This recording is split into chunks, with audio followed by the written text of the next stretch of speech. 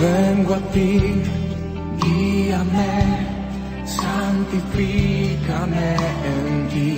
Bienaventurada la nación cuyo Dios es Jehová, el pueblo que Él escogió como heredad para sí. Salmos 33:12.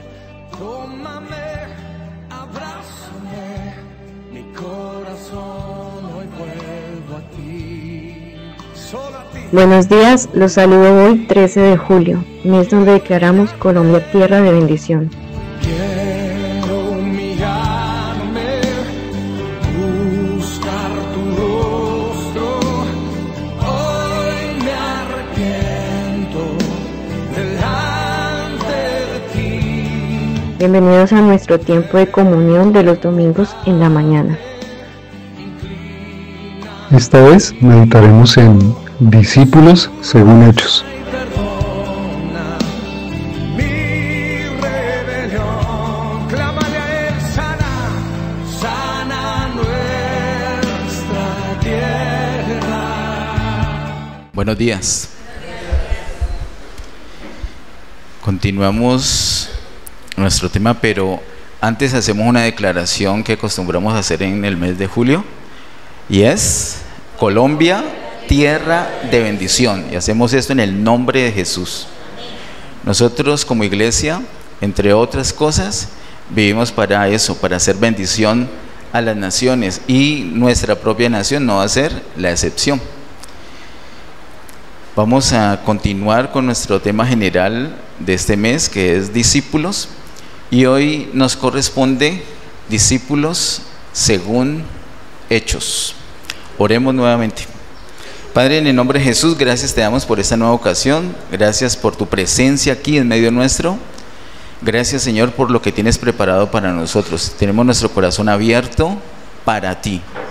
Háblanos Señor, enséñanos todo tu consejo, en el nombre de Jesús, amén.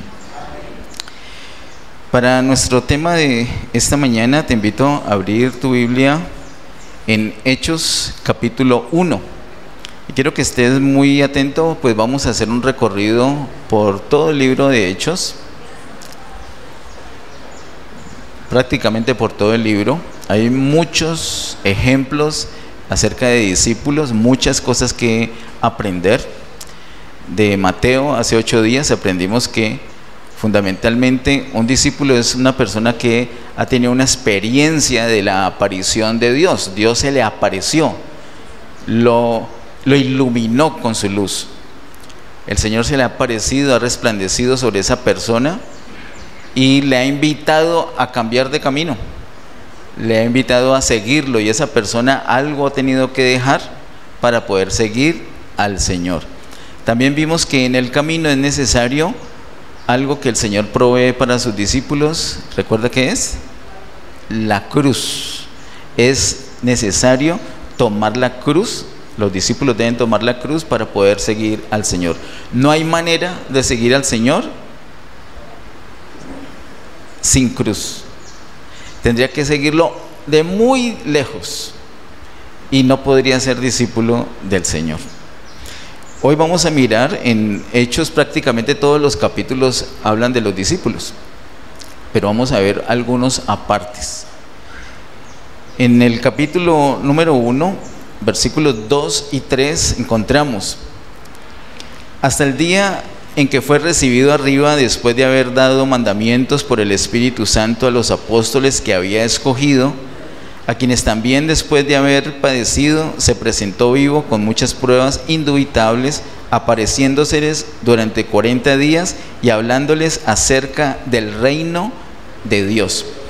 En el versículo 2 no aparece la palabra discípulos, sino la palabra apóstoles. Hace 8 días vimos en Mateo capítulo 10, versículo 1, la palabra discípulos, que el Señor envía a sus discípulos, y justamente enseguida, refiriéndose a los mismos discípulos, es decir, en Mateo 10, 2, aparece la palabra apóstoles. Así que para esos primeros discípulos, indistintamente la palabra de Dios usa la expresión discípulos o la expresión apóstoles.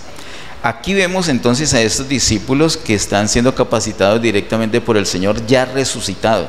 El Señor ha resucitado, se ha aparecido a ellos, como aprendimos tiempo atrás, Él se apareció, Él no los dejó huérfanos, sino que el mismo día de resurrección se impartió, pero ahora ya no lo están viendo continuamente como yo los puedo ver a ustedes y como ustedes me pueden ver a mí, sino que el Señor se aparecía, pero también se desaparecía, entrenándolos a su presencia continua, pero no como era habitual delante de sus ojos. Él se aparecía, desaparecía, los entrenó para que supieran que Él estaba vivo, que Él estaba en resurrección y que siempre iba a estar con ellos. También, como dice el versículo 2, había un enfoque, perdón, versículo 3, había un enfoque, y es el reino de Dios. Como vimos hace 8 días, ese es el enfoque de los discípulos, el reino de Dios. Aquí mismo, en este capítulo 1, el versículo número 8 dice, Hechos 1:8, pero recibiréis poder cuando haya venido sobre vosotros el Espíritu Santo y me seréis testigos en Jerusalén, en toda Judea, en Samaria y hasta lo último de la tierra. Estos discípulos, llamados también apóstoles, como vemos en el versículo 2, ahora el Señor les da un poder especial, que es el Espíritu Santo sobre ellos, para que lleguen a ser sus, ¿qué dice el versículo 8? Testigos. Así que un discípulo lleno del poder del Espíritu Santo es un testigo, testigo del Señor. Particularmente, ¿qué tiene que testificar? Y lo vemos en todo el libro de Hechos de los Apóstoles. Lo que tienen que testificar es de la resurrección del Señor y del reino de Dios, que es el énfasis que tuvo el Señor con ellos durante ese tiempo que les capacitó ya en resurrección. Vamos ahorita, por favor, al capítulo 6, versículos 1. Capítulo 6, versículo 1 y luego el 7. Hechos capítulo 6, versículo 1 dice: en aquellos días, como creciera el número de los discípulos. Antes se refiere particularmente a 12 discípulos, pero ahora dice el versículo 1: en aquellos días, como creciera el número de los discípulos, hubo murmuración de los griegos contra los hebreos de que las viudas de aquellos eran desatendidas en la distribución diaria. Hubo problemas. Esos griegos, lo habíamos comentado no recuerdo si fue este mismo año o el año pasado, creo que fue el año pasado. Estos griegos realmente no son griegos de nacionalidad, son judíos que hablan en griego. Judíos que hablan en griego tuvieron problemas con los judíos que hablan en hebreo, y el problema se dio porque creció el número de los discípulos. Cuando crece el número de los discípulos, también crece el número de los problemas. Y ese es un desafío porque hay que mirar cómo resolverlos, y ellos enfrentaron ese desafío y lo resolvieron de una manera muy sabia. Allí mismo en el capítulo 6 miremos entonces el versículo 7. Dice el versículo 7: y crecía la palabra del Señor y el número de los discípulos se multiplicaba grandemente en Jerusalén. También muchos de los sacerdotes obedecían a la fe. Nuevamente hace el énfasis en el crecimiento del número de los discípulos, y el número de los discípulos se multiplicaba grandemente, dice. Para que el número de los discípulos se multiplique grandemente, se requiere lo que dice primero ese versículo número 7, y es: y crecía la palabra del Señor. Algo que crece es algo que tiene vida, algo que tiene vida y tiene una vida sana, por eso crece. La palabra, hemos aprendido, es una semilla llena de vida, una semilla que es sembrada en los corazones de las personas, y cuando esa palabra crece, se manifiesta, transforma esas vidas, entonces se puede decir, como la expresión del versículo 7, y crecía la palabra del Señor. ¿Cómo vemos que crece la palabra del Señor? Porque la persona no solamente recibió la palabra, sino que esa palabra tuvo un efecto en su vida, cambió, ya no habla igual, ya no piensa igual, ya no decide igual, ha cambiado su rumbo, está siendo transformado por el poder de la palabra de Dios. Así es que crece la palabra de Dios. Esa es la manera como nos cuenta aquí Lucas. Ese crecimiento de los discípulos se da gracias al crecimiento de la palabra de Dios. Vamos al capítulo 8, todo eso es solamente un recorrido mirando unos apartes acerca del concepto de discípulos. Capítulo 8 de Hechos, versículo número 1, dice: y Saulo consentía en su muerte. Y una pausita, ¿en la muerte de quién? En el capítulo anterior, capítulo 7, se narra la muerte de Esteban. Terminando el capítulo, se ve como Esteban es apedreado. ¿Y por qué lo apedrearon? ¿Por qué falta cometió? Por predicar la palabra de Dios. Y los judíos inventaron un cuento, lo calumniaron y lo llevaron a la misma muerte. Y dice el versículo número 1 del capítulo 8: y Saulo consentía en su muerte. ¿Recuerda cómo fue conocido luego ese mismo Saulo? El apóstol Pablo, después de su conversión. Entonces dice el versículo 1: y Saulo consentía en su muerte. En aquel día hubo una gran persecución contra la iglesia que estaba en Jerusalén, y todos fueron esparcidos por las tierras de Judea y de Samaria, salvo los apóstoles. Es decir, toda la iglesia, todos los que se han convertido fueron esparcidos. Dice que fueron esparcidos por las tierras de Judea y de Samaria. Si recordamos la palabra en Hechos capítulo 1, el Señor les dijo a los discípulos que iban a recibir poder cuando viniera sobre ellos el Espíritu Santo. Entonces ellos iban a ser testigos de Él. Y Él les dijo: y me seréis testigos, ¿dónde? En Jerusalén primeramente, porque es donde estaban. Y luego en Judea, en toda Judea, es decir, toda la provincia donde ellos estaban. Estaban en Jerusalén, que queda en la provincia de Judea. Y luego, ¿qué les dijo? ¿Dónde más? En Samaria, que es la siguiente provincia. Y luego, ¿qué más? Y hasta lo último de la tierra. Sin embargo, ellos se habían quedado, eso ya lo hemos visto, se habían quedado en Jerusalén. Y se necesitó, por provisión del Señor, el Señor sabe lo que necesitamos, se necesitó una persecución para que ellos fueran literalmente, como dice este versículo, esparcidos. A raíz de la muerte de Esteban hubo una gran persecución. Entonces ellos dijeron: uy, nos van a matar a todos. Entonces fueron esparcidos. Versículo número 4 es lo espectacular de esto: pero los que fueron esparcidos iban por todas partes anunciando el evangelio. No se usa directamente la palabra discípulos en el versículo 1, ni directamente la palabra discípulos en el versículo 4, pero sin lugar a dudas, esos que fueron esparcidos y que eran capaces aún así, a pesar de la persecución, de, como dice el versículo 4, anunciar el evangelio, sin duda eran discípulos, discípulos del Señor. Tengamos en cuenta, por favor, esas palabras de versículos 1 y 4 del capítulo 8, porque más adelante las vamos a necesitar, vamos a tener que recordarlas. Fueron esparcidos y ellos iban anunciando por todas partes el evangelio. Miremos en el capítulo siguiente, capítulo 9, versículos 1 y 2. Hechos capítulo 9, versículos 1 y 2 dice: Saulo, respirando aún amenazas y muerte contra los discípulos. Este versículo nos confirma precisamente lo que les acabo de decir. Los relacionados en los versos 1 y 4 del capítulo anterior son, sin lugar a dudas, discípulos.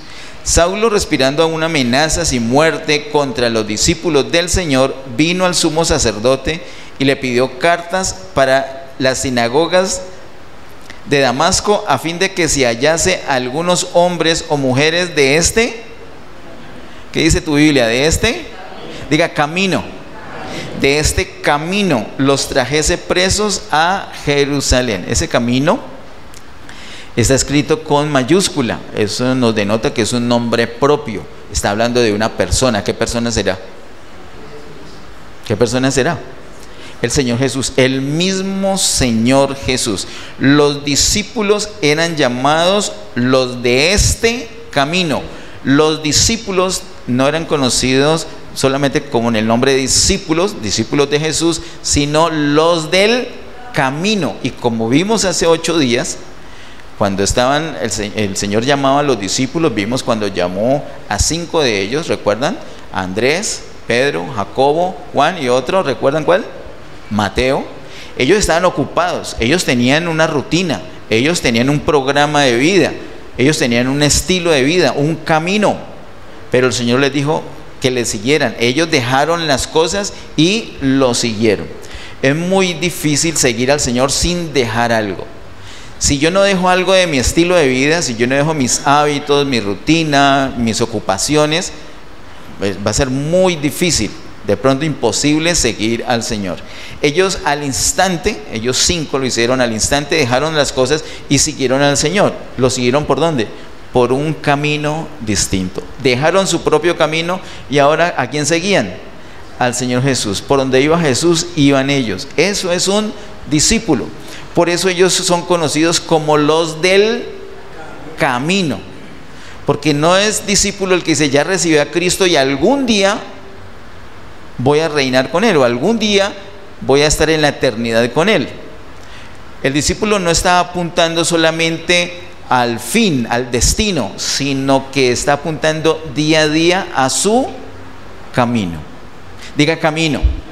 El discípulo es el que está en el camino del Señor. Ese camino le lleva a conocer más de Cristo, a disfrutar más de Cristo, a vivir para Cristo, a hablar por Cristo, a ser testigo de Cristo, a vivir en el propósito del Señor. Ese es el camino.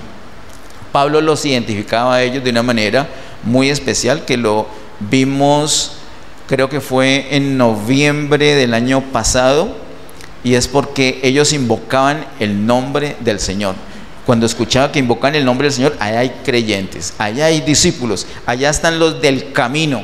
Y iba allá y los apresaba, los golpeaba, los entregaba a las autoridades para que los pusieran en prisión. Era un perseguidor de la iglesia, el apóstol. Así que estos discípulos eran conocidos también como los del camino. Vamos al versículo número 10 de ahí Hechos 9. Hechos 9:10 dice: había entonces en Damasco un discípulo llamado Ananías, a quien el Señor dijo en visión: Ananías. Y él respondió: heme aquí, Señor. ¿Recuerdan algo de ese discípulo Ananías que está referido ahí? ¿Qué recuerdan de él? ¿Fue importante en el propósito del Señor? ¿Fue determinante en el propósito del Señor? ¿Qué hizo Ananías entonces para eso? Le ministró a Pablo, ¿cierto? Para guiarlo. Cuando Pablo tiene ese encuentro con el Señor, camino a Damasco, Pablo lo reconoció de una como el Señor. Y le pregunta al Señor: Señor, ¿qué debo hacer? Pablo quería que así como lo recibió directamente de él, ¿a quién le predicó a Pablo? El mismo Señor se le apareció. Y Pablo quería, bueno, así como lo recibí, ahora que Él me dé el discipulado, que Él me instruya. Pero el Señor sabe lo que necesitamos y lo puso a depender de un discípulo que realmente no era tan notorio, pero todo discípulo debe estar listo para servir al Señor. Esa es una característica de un verdadero discípulo. Puede ser muy preparado, puede ser poco preparado, pero siempre dispuesto a lo que Dios le pida. Y el Señor le dijo a él, a Ananías, que tenía que ministrarle a Pablo, y ese discípulo, ¿recuerdan que tuvo temor? Uy, Señor, ¿en serio? Pero es que Él nos persigue. Pero el Señor le explica a este discípulo llamado Ananías que Pablo era un escogido por Él, y él obedeció, y fue una gran bendición. Hoy día nos nutrimos de las enseñanzas del apóstol Pablo gracias a que un discípulo fiel, dispuesto como Ananías, obedeció al Señor.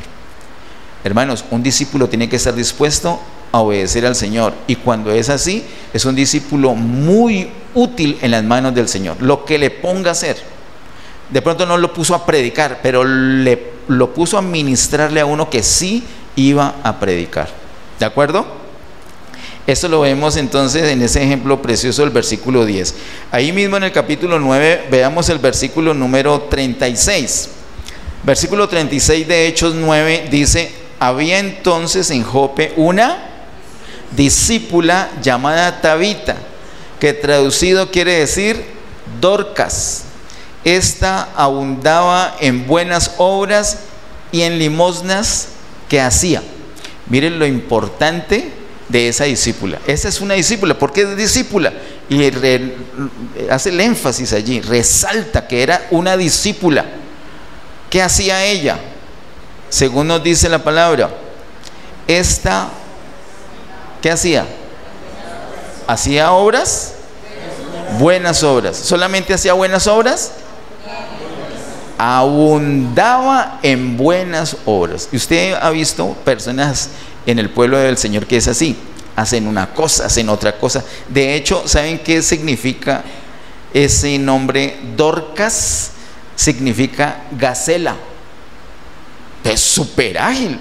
Hace una cosa acá, hacía otra cosa acá, hacía otra cosa acá. Eso lo hacía el lunes, el martes. Era siempre dispuesta y por eso abundaba en buenas obras. Eso es un discípulo del Señor. No es perezoso, es diligente, está listo para hacer las obras del Señor. Muy bien, estos ejemplos nos da el capítulo 9 de Hechos. Vamos al capítulo 13, por favor. Hechos capítulo 13, versículos 49 al 52. Hechos capítulo 13, versículos 49 al 52 dice: y la palabra del Señor se difundía por toda aquella provincia, pero los judíos instigaron a mujeres piadosas y distinguidas y a los principales de la ciudad, y levantaron persecución contra Pablo y Bernabé, y los expulsaron de sus límites. Ellos entonces, sacudiendo contra ellos el polvo de sus pies, llegaron a Iconio, y los discípulos estaban completamente deprimidos por el rechazo.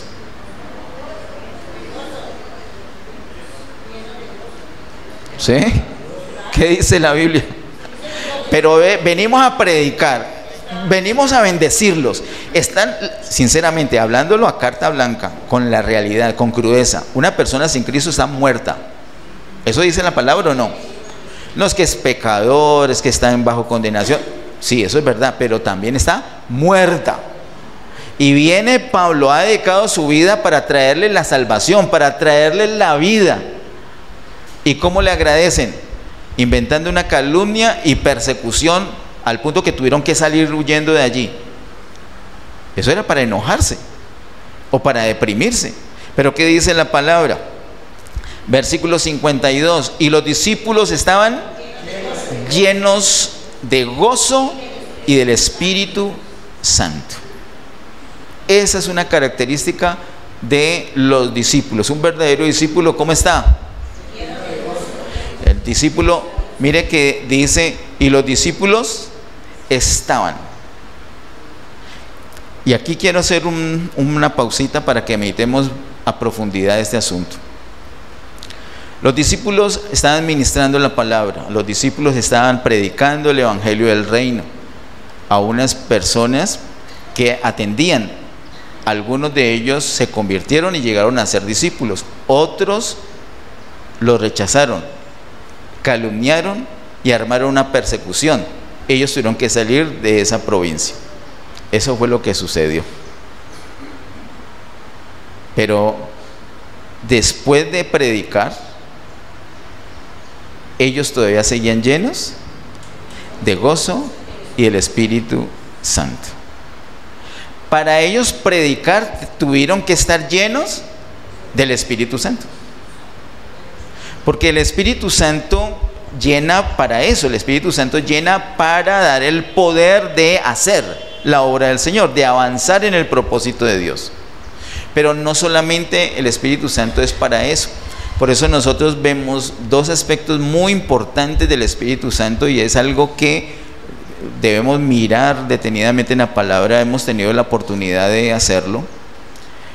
Recuerden que cuando el Señor Jesús resucita, el mismo día que resucitó, no el otro día, no una semana después, no mes y medio después, sino que el mismo día que el Señor resucita, vino nuevamente, Él fue al Padre y vino nuevamente a los discípulos y se impartió en vida en los discípulos como espíritu vivificante. Es una palabra que hemos aprendido creo que desde el año 2017.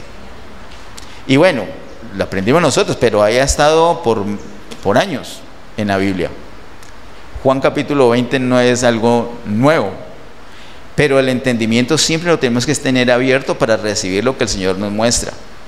Y aprendimos que el mismo día que el Señor resucitó, se impartió, dice que sopló y les dijo: recibid el Espíritu. El Espíritu como vida lo tiene la iglesia desde el día que el Señor resucitó. Pero luego de eso nos cuenta Hechos capítulo 1 y capítulo 2, que aproximadamente mes y medio, 40 días después del Señor resucitado, sucede algo para cumplimiento de la promesa del profeta Joel, que el Espíritu Santo vino sobre ellos. Pero cuando viene sobre ellos, el Espíritu Santo ya estaba en ellos. Eso lo vimos los miércoles acá, algunos de los miércoles, y por lo cual ellos podían estar juntos y estar orando unánimes por todo ese tiempo, porque el Espíritu Santo los convocaba. El Espíritu Santo ya estaba en ellos como vida, pero ahora se requería que ellos fueran revestidos literalmente de poder.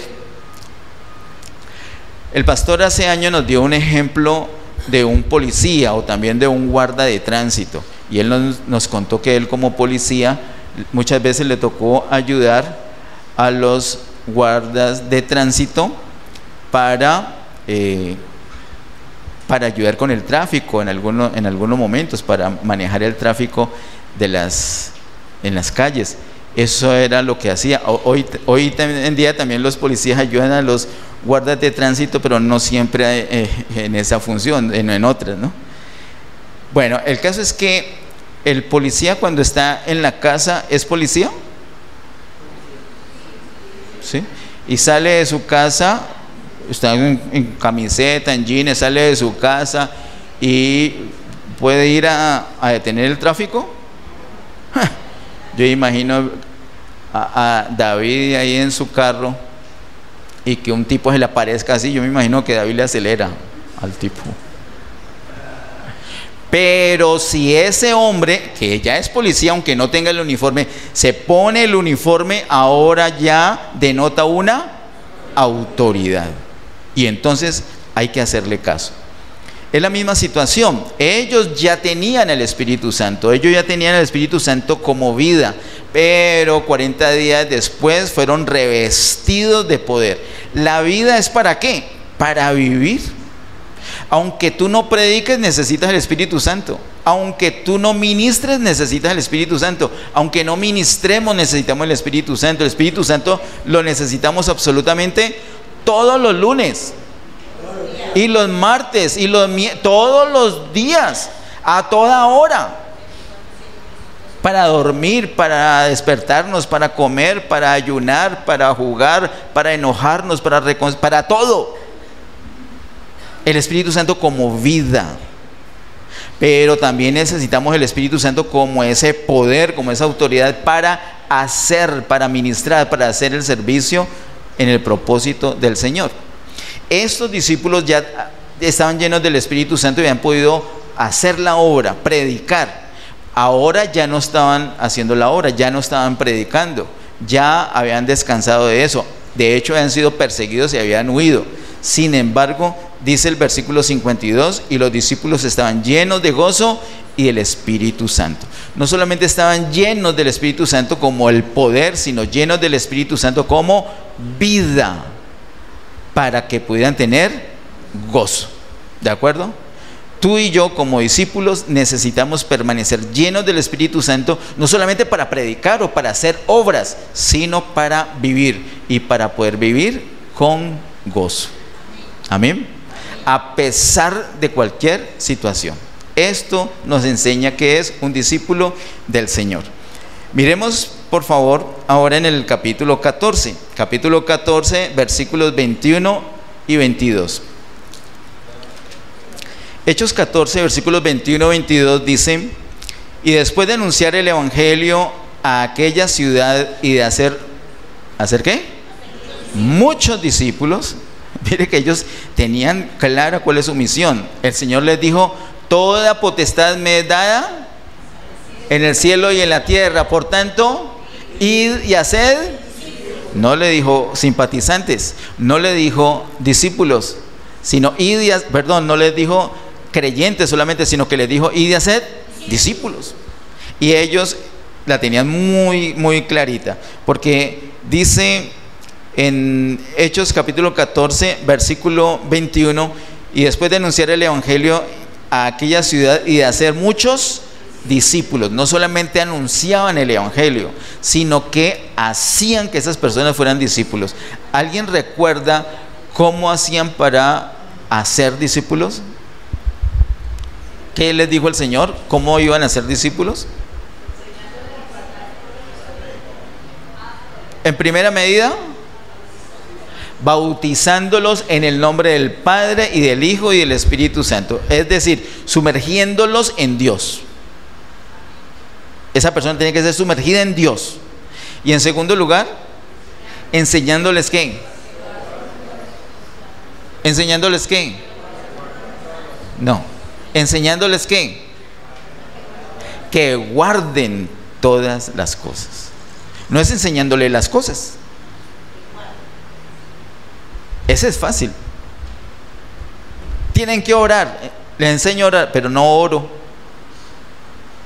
Ellos tenían que enseñarles a obedecer, enseñarles a guardar todas las cosas que el Señor les había enseñado. Esa es la manera. Entonces ellos anunciaban la palabra, pero también hacían discípulos, según dice el versículo 21. Y después de anunciar el evangelio en aquella ciudad y de hacer muchos discípulos, volvieron a Listra y a Iconio y a Antioquía, confirmando los ánimos. Miren, ellos vuelven a Listra, a Iconio y a Antioquía, precisamente lugares donde los habían sacado corriendo. Habían predicado allí, han hecho un alboroto por las calumnias de las personas y habían tenido que salir. Ahora regresan. ¿Por qué tuvieron que regresar? Dice el versículo 22: confirmando los ánimos de los discípulos, exhortándoles a que permaneciesen en la fe y diciéndoles: es necesario que a través de muchas tribulaciones entremos en el reino de Dios. Entonces, mire el enfoque ya a la altura del capítulo 14 de Hechos, ya muy avanzado este libro, y ellos siguen con el enfoque. ¿Qué están haciendo? Discípulos. ¿Cómo lo hacen? Anunciando el evangelio y luego los discipulan. Y ahora, ¿cuál es el enfoque? El enfoque es el reino de Dios. Después de hacer eso, ellos regresan confortándoles, dice el versículo 22, confirmando los ánimos. ¿El ánimo tiene que ver con el espíritu o tiene que ver con el alma? La palabra lo dice, ánimo. Tiene que ver con el alma. Y en el alma, todos sin excepción, sabemos que hay tres cosas que son emociones, la mente y la voluntad. Esas tres cosas: mente, emociones y voluntad. ¿Qué hacían los discípulos?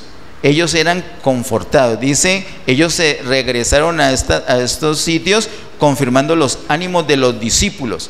Ellos lo que hacían era confirmar la mente, las emociones y la voluntad de los discípulos. Hermanos, esto es una necesidad.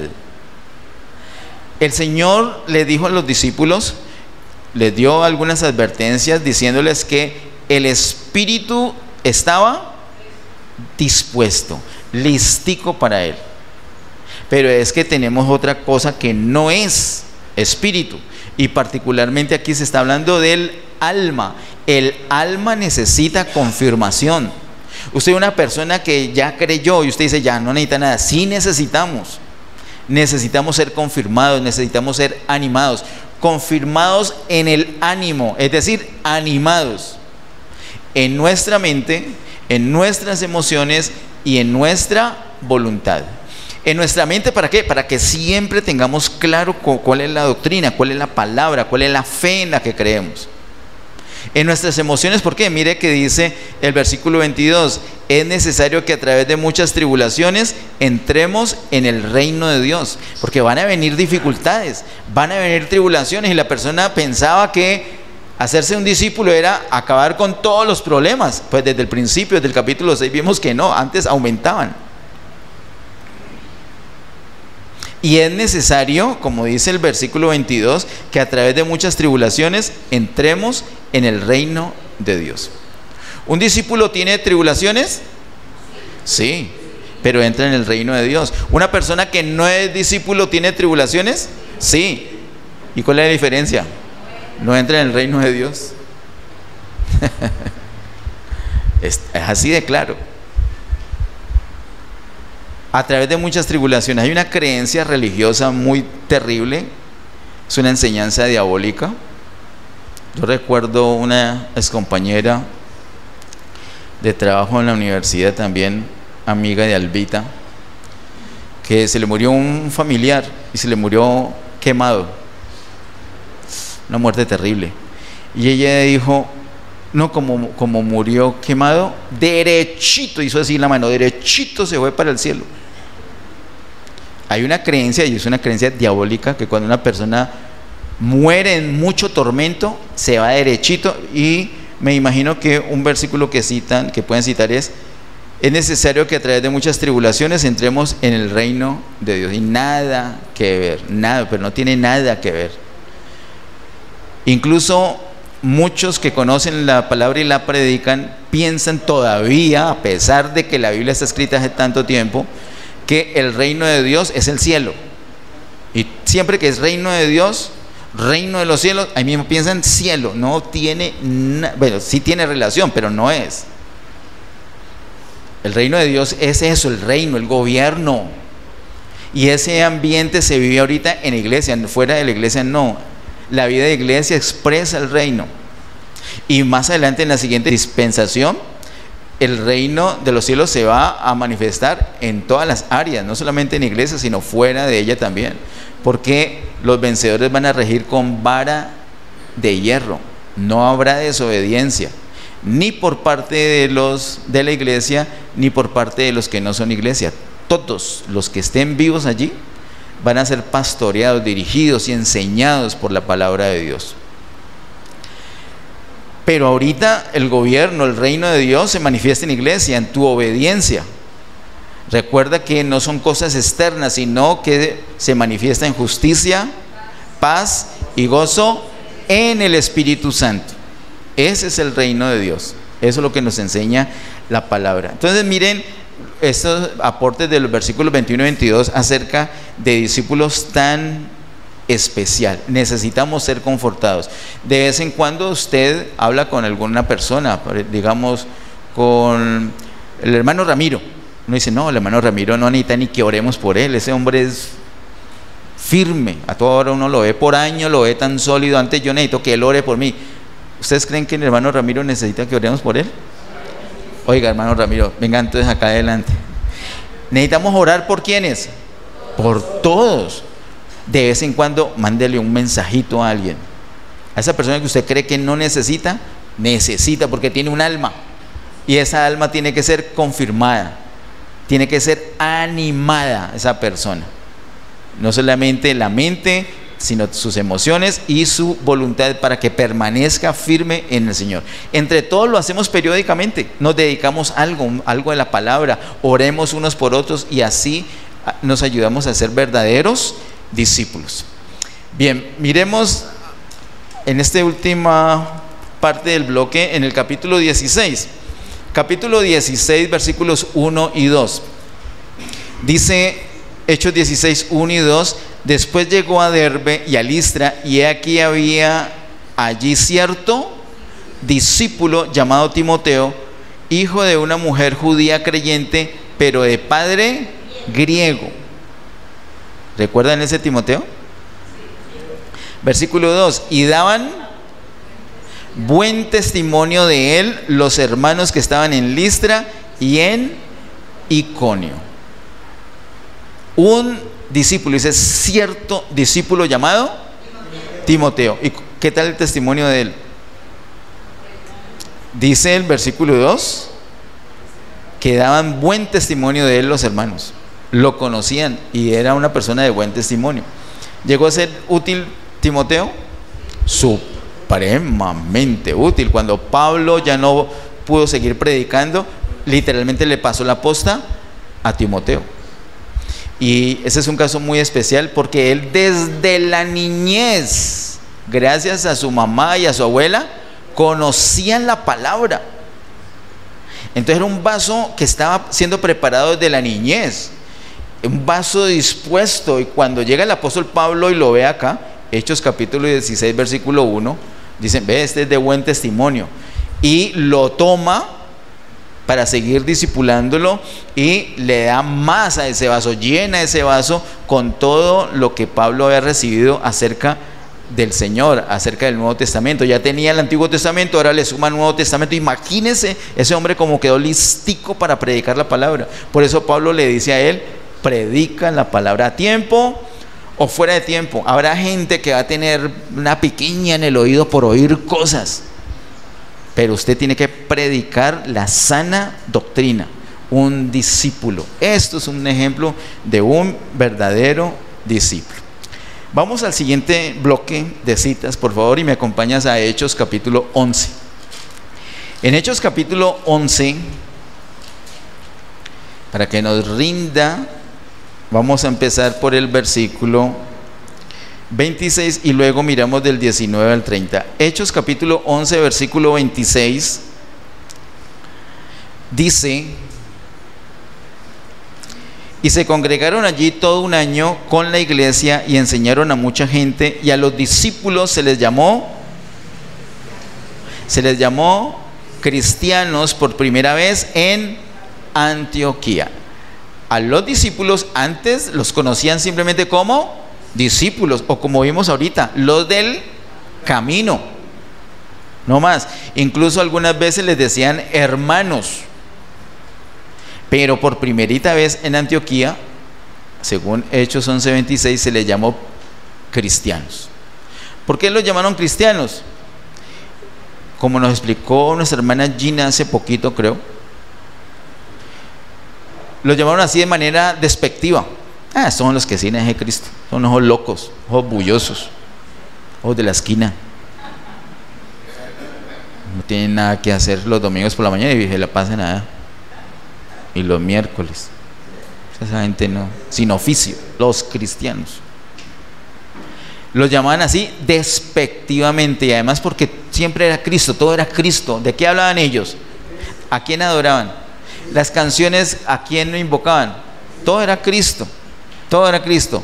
Iban a tomar una decisión de un trabajo y lo consultaban con Cristo. Iban a pasar vacaciones a un lado y lo consultaban. Todo era Cristo, Cristo. Entonces, cristianos, seguidores de Cristo, por primera vez. Ahora, ese término es bonito, sin embargo es ambiguo. Usted a las personas le pregunta: ¿usted es cristiano? Y posiblemente le va a decir: sí, yo nací en un hogar cristiano. Oye, yo no me imagino si de pronto en ese hogar nació un gatico, entonces el gatico ¿cómo es? Según esa interpretación de cristiano, el gatico es cristiano porque nació ahí, ¿cierto? O como escuché una prédica por ahí, porque no sé, el término cristiano es muy ambiguo, y una prédica, un pastor dice que hay un video, yo de pronto o me ayudan a buscarlo si alguno lo encuentra, o no ahorita, por favor, que le preguntaban a un niño, le preguntaban a un niñito, ¿usted quiere ser cristiano? Y el niñito se queda pensando y dijo, no, y entonces yo quiero ser Messi. No quiere ser cristiano, sino Messi. Entonces el término cristiano es tan ambiguo y cada vez más ambiguo. ¿Usted es cristiano? Sí, sí, como en las noticias. Hubo un accidente, atropellaron unos perritos, y un perrito quedó mal herido, otro perrito murió y un cristiano quedó herido. Cristiano, queriendo decir que había una persona, un ser humano. Entonces, ser humano, o sea, hay una ambigüedad en la expresión. Algunas personas dicen, yo sí soy cristiano, ¿por qué? Porque creo en Cristo. Pero según esto, según la palabra de Dios, ¿a quién fue que llamaron cristianos? A los discípulos, a los que toman la cruz y siguen al Señor, a quienes el Señor se les apareció y resplandeció como luz, a los que invitó a seguir, a los que han dejado cosas con tal de seguirlo, a los que proclaman al Señor a pesar de las persecuciones, a los que son del camino. Pero hay mucha gente que dice, no, yo soy cristiano, lo que pasa es que no soy practicante.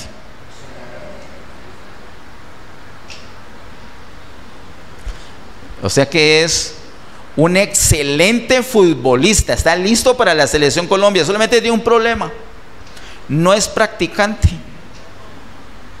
Es un excelente futbolista, pero no es practicante. ¿Qué tal?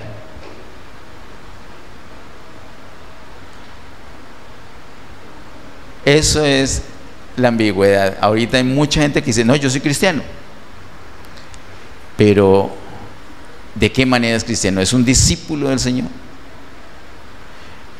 Y tú que me escuchas, tú eres un cristiano.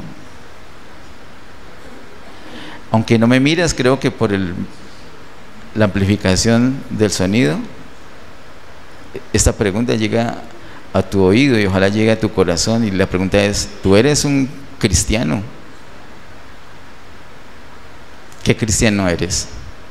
¿Eres un discípulo? ¿O solamente eres un amigo, un simpatizante? ¿O solamente eres un creyente y no estás dispuesto a dejar tus cosas? No sigues al Señor, sigues tu propio camino. El Señor te está invitando y no creas que es coincidencia, porque algunas palabras ni siquiera las has escuchado, pero esta acerca de los discípulos las está escuchando bastante y con claridad. ¿Y sabes por qué? Porque el Señor te está invitando a que te conviertas en un verdadero discípulo de Él. Eso es lo que el Señor desea. Y tendrás dificultades, tribulaciones, pero entrarás en el reino de Dios. No hay manera que una persona que no sea discípula entre al reino de Dios. No entra, porque no sigue al Señor, va por su propio camino. Aquí en Hechos 11:26 por primera vez llamaron cristianos a los discípulos. Acompáñame un momentico, ahora volvemos a Hechos 11, a Hechos capítulo 26, Hechos capítulo 26, versículo 28. Hechos 26, 28 dice: entonces Agripa dijo a Pablo, por poco me persuades a ser cristiano.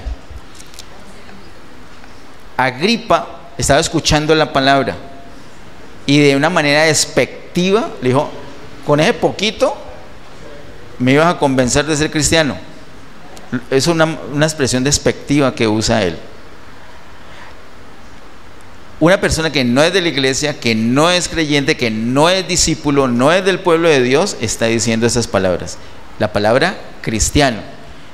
En Hechos capítulo 11, también personas que no eran creyentes, a los discípulos los llamaron cristianos. Esa es otra ocasión donde la Biblia tiene la palabra cristiano. La palabra cristiano, saben que solamente aparece 3 veces en la Biblia, no más. Una, Hechos 11:26, otra, Hechos 26, 28. Y otra, Primera de Pedro, capítulo 4, versículo 16. Vamos a mirarlo. Primera de Pedro,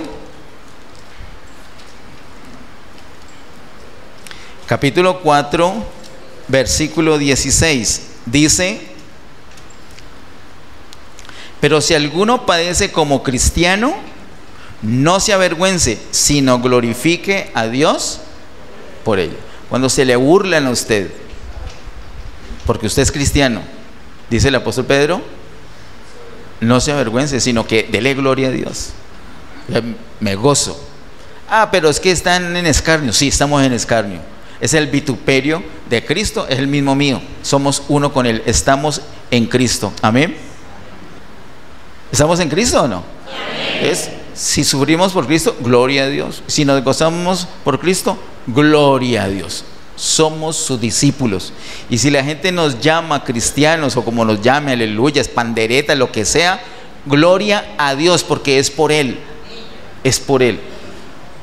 Así que si nos dicen así en burla, entonces no nos avergoncemos, sino que le damos gloria al Señor. 3 veces solamente, mientras que te ubicas, mientras nos ubicamos todos nuevamente en Hechos capítulo 11, te cuento que mientras que cristianos aparece solamente 3 veces en la Biblia, la palabra discípulos aparece casi 300 veces.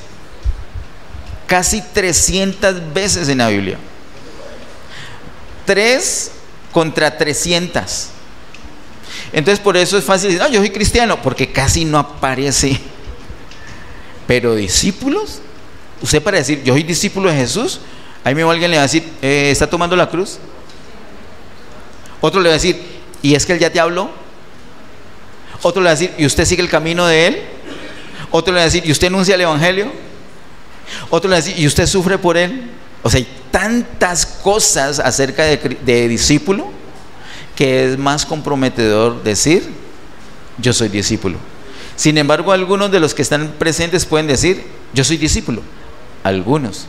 Pero el deseo del Señor es que no solamente todos los que estamos aquí seamos discípulos, sino que nosotros también vayamos y hagamos discípulos. Vamos, para terminar, a mirar un poquito en Hechos capítulo 11, los versículos 19 al 30, porque hay unos ejemplos muy marcados allí. Hechos capítulo 11, versículos 19 al 30 dicen: ahora bien, los que habían sido esparcidos a causa de la persecución que hubo con motivo de Esteban, ¿recuerdan? Les dije que los dirán presente, fueron esparcidos.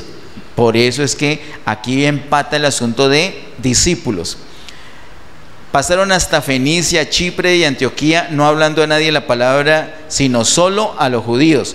Pero había entre ellos unos varones de Chipre y de Cirene, los cuales, cuando entraron en Antioquía, hablaron también a los griegos, anunciando el evangelio del Señor Jesús. O sea que estos discípulos esparcidos estaban siendo perseguidos, pero hablaban a judíos primeramente, pero también luego a griegos, a no judíos, hablaban el evangelio del Señor. ¿De acuerdo? Versículo 21. Y la mano del Señor estaba con ellos, y gran número creyó y se convirtió al Señor. Esa es una característica de un discípulo, o de los discípulos, que la mano del Señor estaba con ellos. Recuerdan en la gran comisión que la vimos hace 8 días, la recordamos, que el hermano Ramiro también nos predicó acerca de la gran comisión.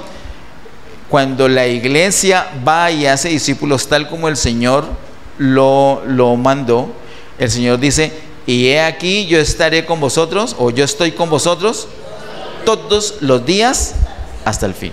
Por eso acá vemos esa manifestación. La mano del Señor estaba con ellos, y gran número creyó y se convirtió al Señor. Versículo 22. Llegó la noticia de estas cosas a oídos de la iglesia que estaba en Jerusalén, y enviaron a Bernabé que fuese hasta Antioquía. Entonces mire todos esos ejemplos, cualidades, características de un discípulo. Hay nuevos creyentes, dejémoslos que defiendan solos, no, vamos a apoyarlos. Versículo 23. Cuando llegó y vio la gracia de Dios, se regocijó y exhortó a todos a que con propósito de corazón permaneciesen fieles al Señor. Cuando él llega, cuando Bernabé llega, ¿qué es lo que ve ahí?